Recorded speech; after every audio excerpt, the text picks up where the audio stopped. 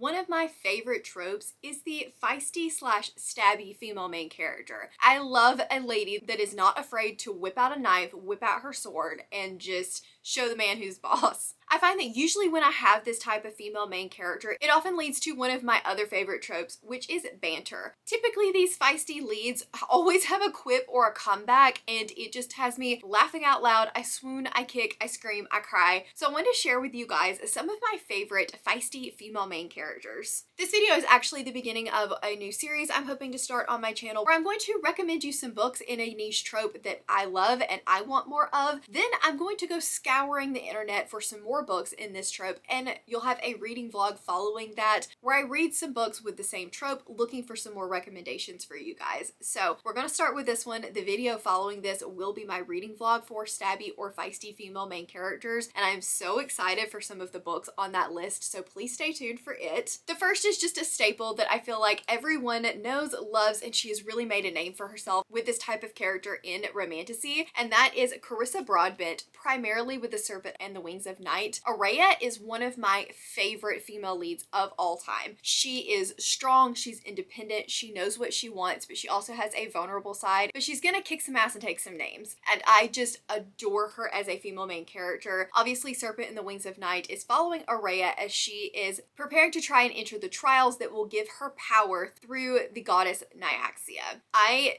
adored this duology. I cannot wait to continue on in the series with the next duology, but this staple, absolutely one of my favorite stabby female main characters. And speaking of Carissa Broadbent, she wrote another feisty female main character. This female is blinded and she sees through like the auras and things around her, which makes her even more bad in my opinion. Like, she is incredible and so cool in the way that her magic works. She is an assassin and she is set out to kill the vampire conqueror. This was not my absolute favorite from Carissa Broadbent, but I still really appreciated the stabby nature of our female lead and really enjoyed the male lead in this as well. If you're looking for some good banter, this one has that. Then we have Heavenly Bodies. This one has just been recently picked up, so you cannot currently get this edition, but it's coming out in October. And this is set in a world of the stars, and we literally have star-crossed. And we have Alara, and Alara is stabby when she needs to be. She's definitely very, very feisty, and she's not afraid to stand up for herself and say what she needs to say. This leads to some really, really great banter between her and our male lead. They are at each other's throats for a majority of this book, and I was living for it.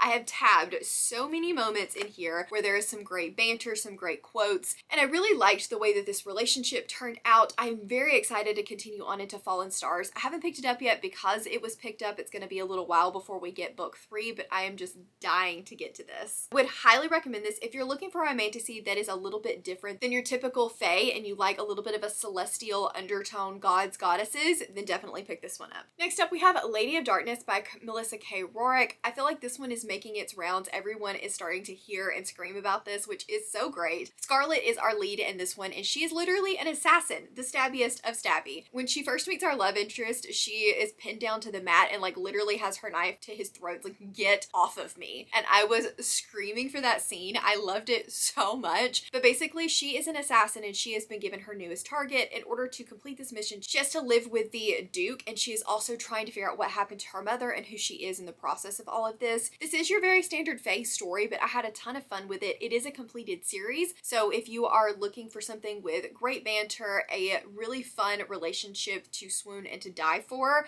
and also a completed romantasy series, this is the series for you. Next up, we have another very well-loved one, and that is When the Moon Hatched by Sarah A. Parker. This is the Fairylight Romantasy edition, and isn't she stunning? The first scene in this literally has our female main character on the prowl, on the hunt, and with her knife to people's throats. Rave is an assassin for the rebellion, and I love the opening scene in this where she is trying to complete a mission. It makes for some really good banter, especially in the beginning of the story. I don't really want to tell you what the romantic trope is because I do feel like it's a spoiler, but we have a world with dragons, and when the dragons die, they live in the sky as basically moons, but these moons are starting to fall like meteors and crashing to the earth, and so the world feels like it's slowly coming to an end. There was some really cool world building in this.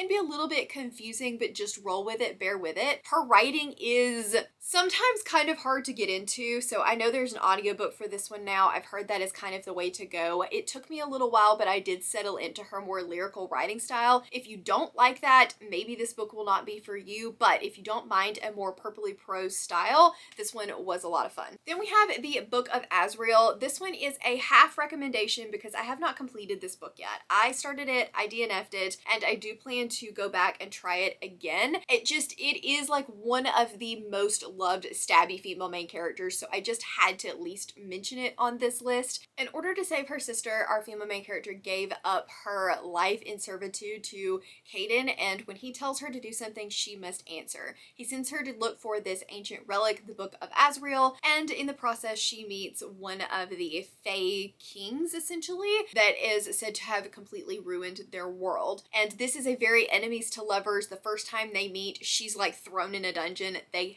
hate one another, and she would really like to stick her knife in his gut if at all possible. Then we have Flame and Sparrow by S.M. Gaither. This is a slower burn. It took me about half of this book to fully become invested, but once I did, I flew through the rest of this book. We have Karis, and she is an elf. The elves have been demoted. Essentially, they used to be middle gods. Now they are demoted down to below the humans, and they are trying to rebel to come back against the Mar, or the new middle gods, in order to take their rightful place. She meets the god of fire and gets taken to the god's realm, where she is going to try to infiltrate things, but ends up falling in love instead. This has some great banter, especially once they meet and get together. She would really like to kill him. She tried and was not successful. And I think that this is just such a unique take on gods and elves and fae and all of those normal tropes that you see. Very different take, and I really appreciated that. I think that this is a great starter romantasy if you're just getting into romantasy and you want to read some more of it,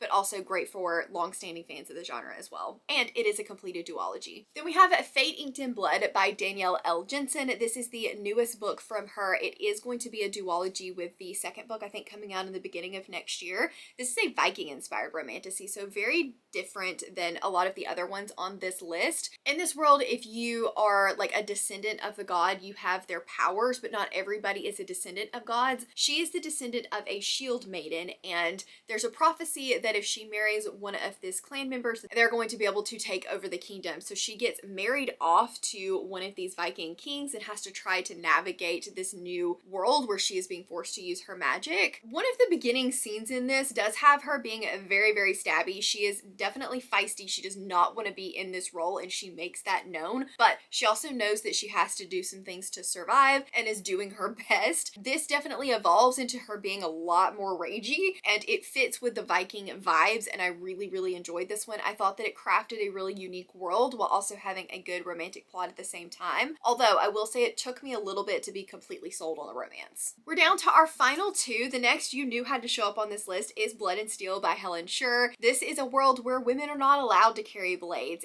There was a prophecy that if a woman touches a sword, the whole world was going to end. And Althea really wants that sword. She carries around a knife even though it's forbidden. She wants to be one of the warriors of Thesmar. She wants to help protect the kingdom, but she's always been told that she can't do that. She is definitely very feisty. She fights in secret. She learns in secret. And then one day she makes it her mission to go petition the king to let her train as a warrior of Thesmar. She loves wielding a blade. I liked how unique this was. It's a mentor-mentee romantasy. There were some points in this where I thought Althea read a little bit young, and so I struggled through that, but I think that this is a super unique concept. There are shadow wraiths, and I probably should have also recommended Slaying the Shadow Prince as well, because this is also a stabby female main character, but I actually liked it a little bit better. Drew is the daughter of one of the dukes in the kingdom, and she wields a blade even though she's not supposed to. I really loved this one. We have a shadow daddy in this while also having a stabby feisty female main character. Some really good spicy scenes. This one is a lot spicier than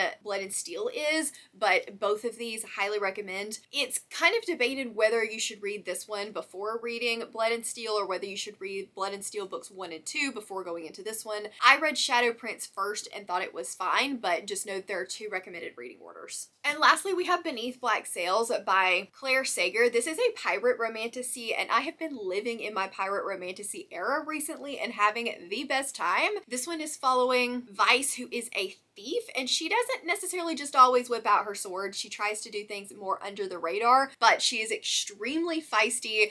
There is a guy that is trying to capture her. She knows that he is one of the like king's men, and she goes and like impersonates a maid and basically steals from him and jumps off the ship. It was a hilarious scene, but she is very, very feisty. If you're looking for somebody with a lot of spunk, almost to the point of being too much sometimes, then Vice is definitely gonna be your girl. Okay, so those are my 10 feisty, stabby female main character romantasy recommendations. It's one of my favorite tropes, and so I hope that you found something on here to enjoy. I hope you guys will stay tuned for the next video, which will be continuing on and with me reading some feisty, stabby female main characters, looking for some more recommendations for you guys. If you have any recommendations for me, please leave them down in the comments below. I need more feisty female main characters. Or if you just want to let me know that you were here, leave me a knife emoji for these ladies. If you want to check out some of my other romantasy reading vlogs and recommendations, I will link it up here for you guys. Thanks so much for watching, and I will see you guys next time. Bye!